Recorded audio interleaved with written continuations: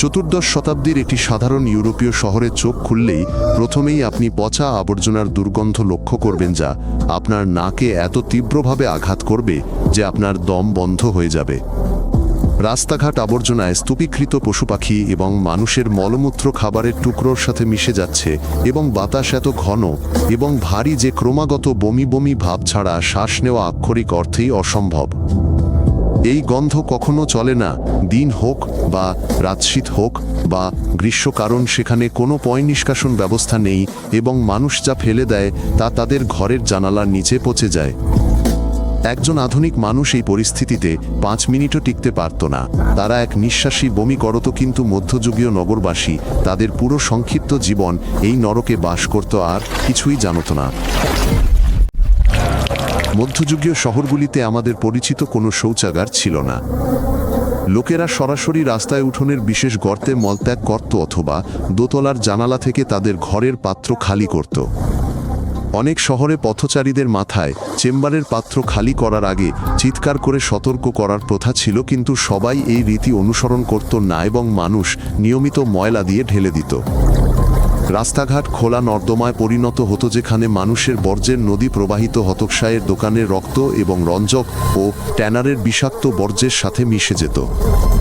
ধনী নাগরিকরা এই কাদায় ডুবে যাওয়া এড়াতে বিশেষ উঁচু কাঠের তলা পরতেন, অন্যদিকে দরিদ্ররা খালি পায়ে ময়লা ফেলে জীবনভর সংক্রমণ এবং পরজীবীতে আক্রান্ত হতেন।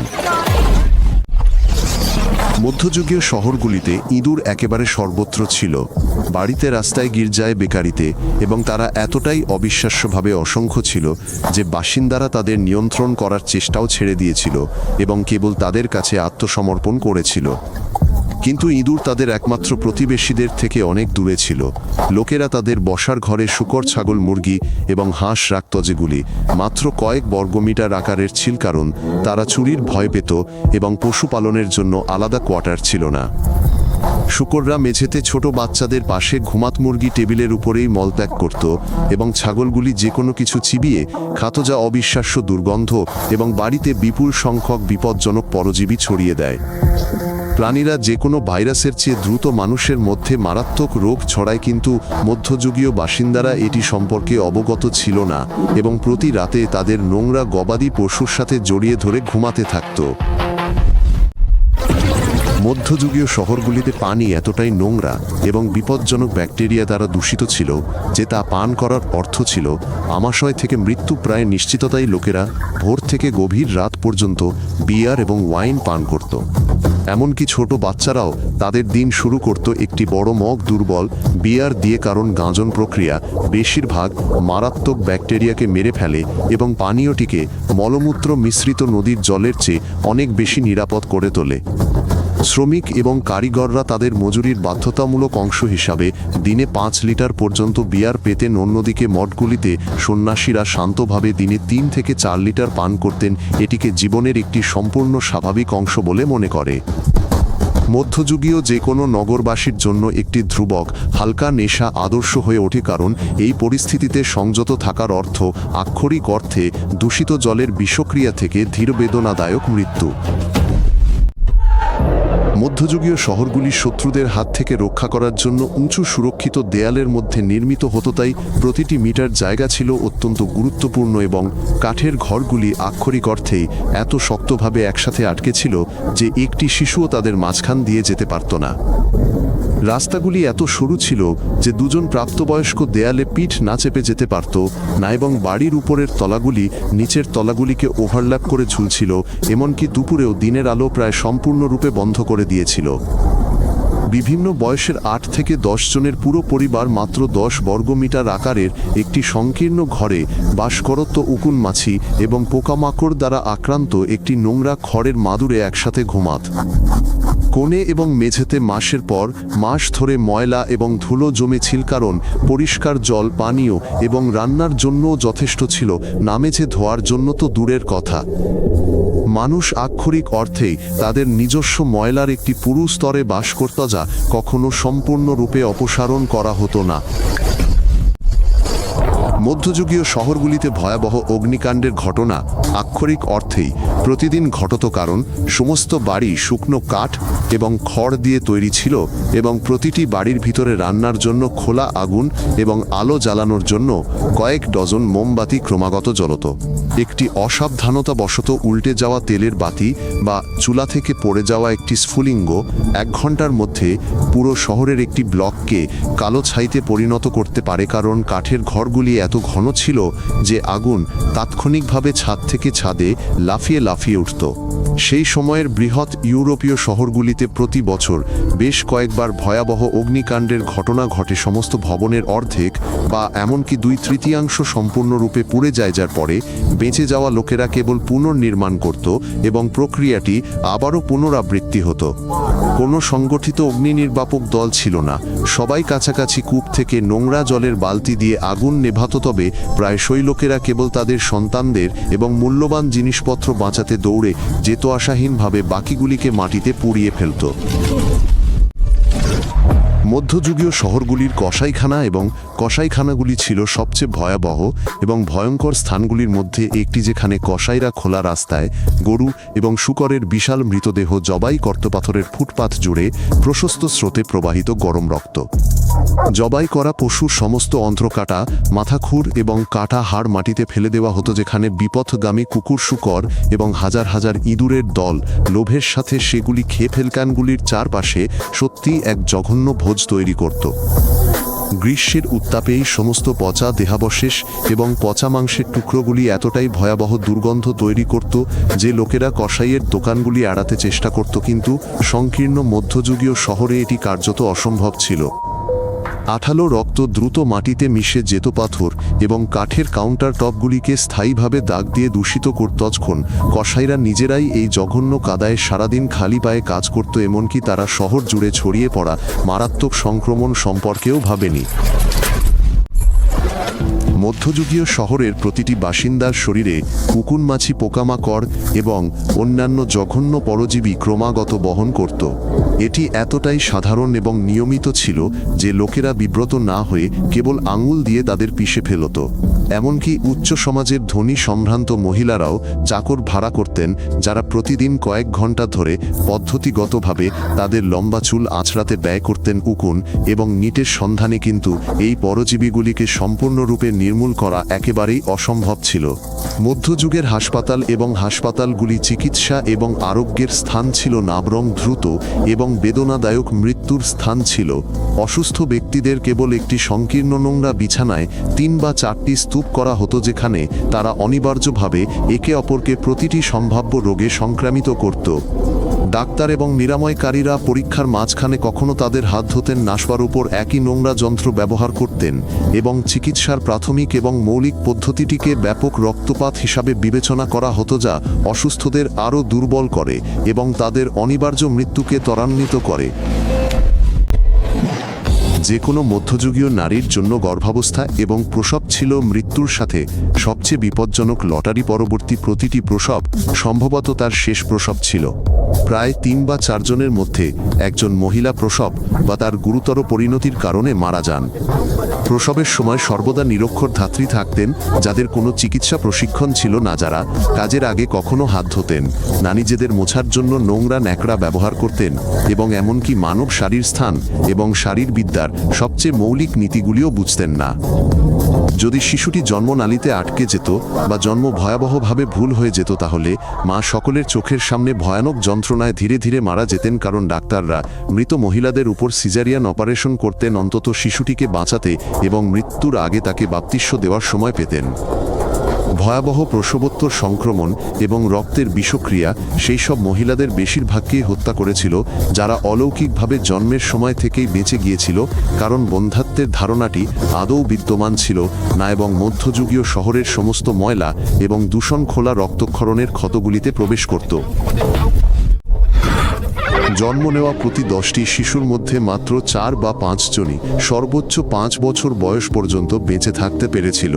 বাকিরা অনিবার্যভাবে বিভিন্ন রোগ, অবিরাম ক্ষুধা অথবা সংকীর্ণ ঘরে দুর্ঘটনার কারণে মারা যেত।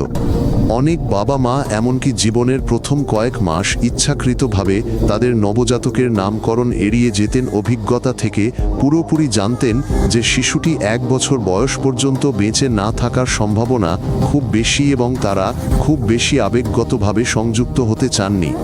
ছোট বাচ্চারা নিয়মিতভাবে সাধারণ ডায়রিয়া, হালকা ঠান্ডা, গভীর কূপে এবং দুর্গন্ধযুক্ত সেসপুলে পড়ে যাওয়া, খোলা আগুনে পুড়ে যাওয়া এবং রাতে সংকীর্ণ ঘরে পোষা প্রাণীর দ্বারা পিষ্ট হয়ে মারা যাওয়ার কারণে মারা যেত।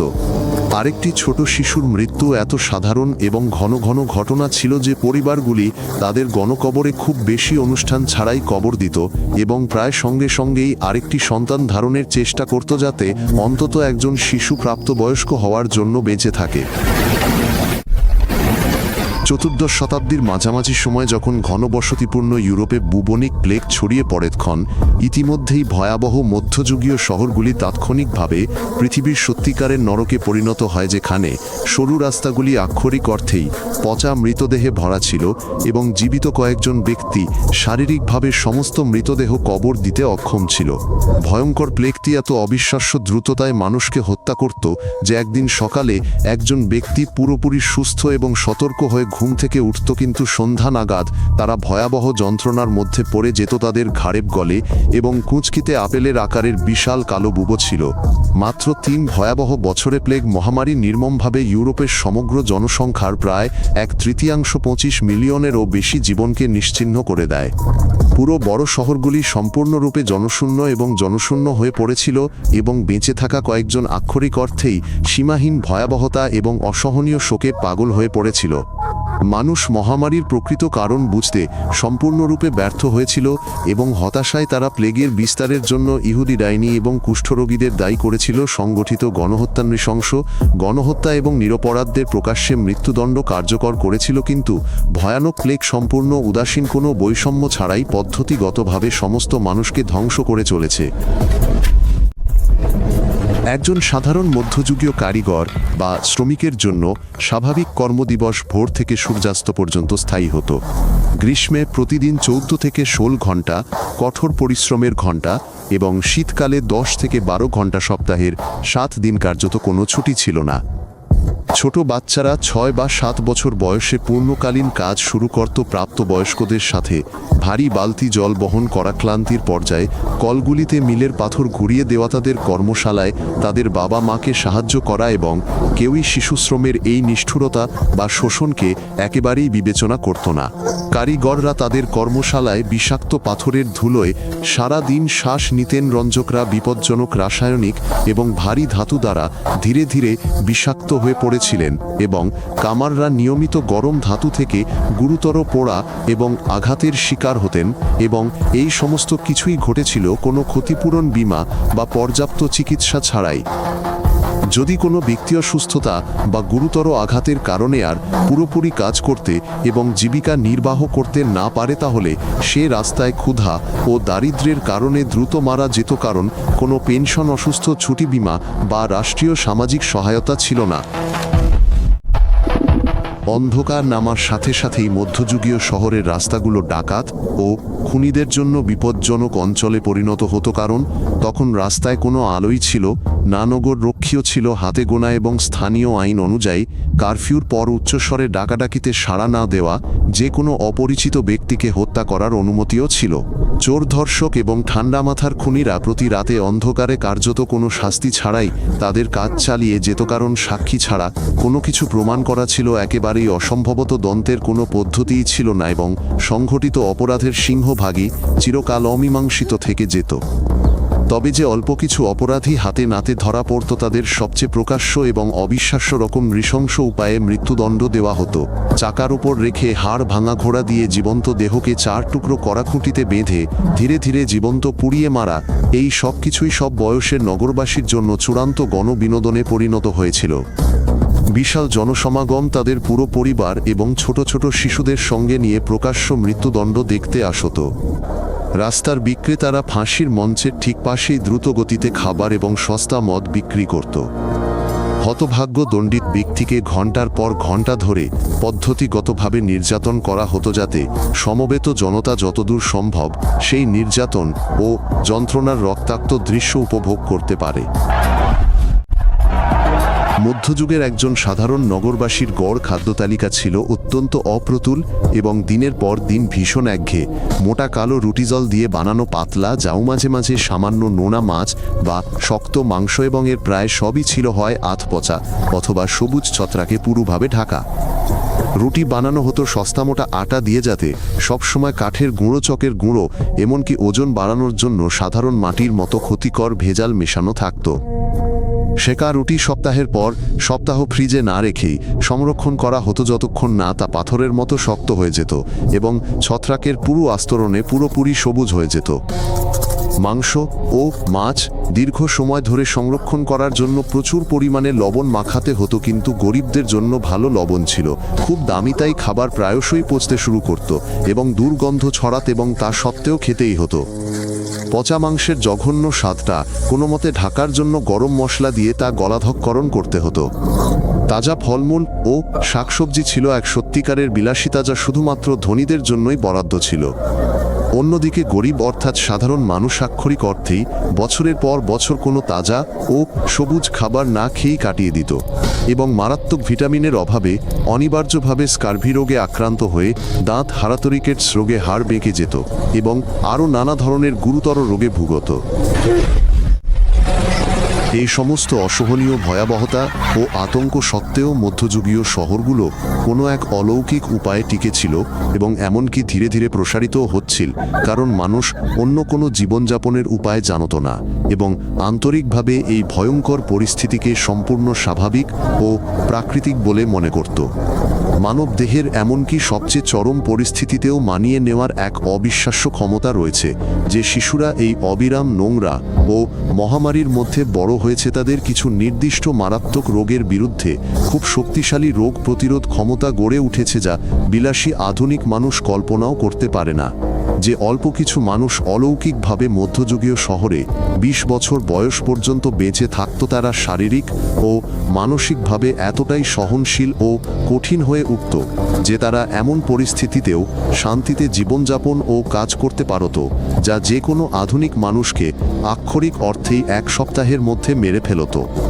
শহরগুলো সাধারণ মানুষকে অবিরাম যুদ্ধ ও আক্রমণ থেকে পুরো দুর্গের দেয়ালের নির্ভরযোগ্য সুরক্ষাপন্ন বাণিজ্য এবং লাভজনক কারুশিল্পে নিযুক্ত হওয়ার সুযোগ দিত। তাই এমন এক অসহনীয় নরকের মধ্যেও এমন অনেকেই ছিল যারা গ্রামের দরিদ্র কৃষক জীবনের চেয়ে শহরের কঠিন জীবনকে অনেক ভালো বলে মনে করত। ঠিক এই ভয়াবহ মধ্যযুগীয় শহরগুলোই তাদের অসহনীয় পরিস্থিতি সহশেষ পর্যন্ত সমগ্র মানবজাতিকে শিখিয়েছিল আজ আমাদের যা কিছু আছে তার প্রকৃত কদর করতে।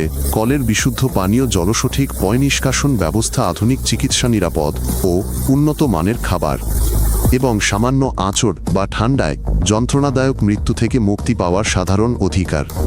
এই মধ্যযুগীয় শহরগুলোর ভয়াবহ বিভীষিকা এবং ভয়ঙ্কর পরিস্থিতি শেষ পর্যন্ত মানুষকে পয় নিষ্কাশন ও জল সরবরাহ ব্যবস্থা উদ্ভাবন করতে, প্রশিক্ষিত ডাক্তার সহ উপযুক্ত হাসপাতাল তৈরি করতে, স্বাস্থ্যবিধি ও জনস্বাস্থ্যের উপর কঠোর আইন প্রণয়ন করতে এবং অবশেষে ময়লা ও মারাত্মক রোগের মধ্যেকার সরাসরি যোগসূত্র বুঝতে বাধ্য করেছিল। যখনই আপনি কেবল সাবান দিয়ে আপনার হাত ধুন, শান্তভাবে সরাসরি কল থেকে পরিষ্কার জল পান করেন বা কোনো সমস্যা নিয়ে ডাক্তারের কাছে যান, তখন একটি গুরুত্বপূর্ণ বিষয় অবশ্যই মনে রাখবেন।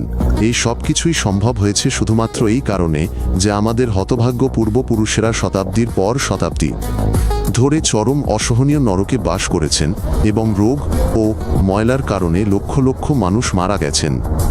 মধ্যযুগীয় শহরগুলোর ভয়াবহ অবস্থার তুলনায় আমরা এখন এক সত্যিকারের স্বর্গে বাস করি, কিন্তু অনেকেই এখনও বিশুদ্ধ জল এবং ওষুধের মতো সাধারণ মৌলিক জিনিসগুলির কদর করতে সম্পূর্ণ ব্যর্থ, যা অন্ধকার যুগে সুদূর ভবিষ্যতের এক অসম্ভব কল্পনা বলে মনে হতো। যদি এটি আপনার আকর্ষণীয় মনে হয় তাহলে সাবস্ক্রাইব করুন, যাতে নতুন পর্বগুলি মিস না করেন। আমরা আলোচনা সংক্ষিপ্ত এবং সরাসরি মূল বিষয়ে রাখি।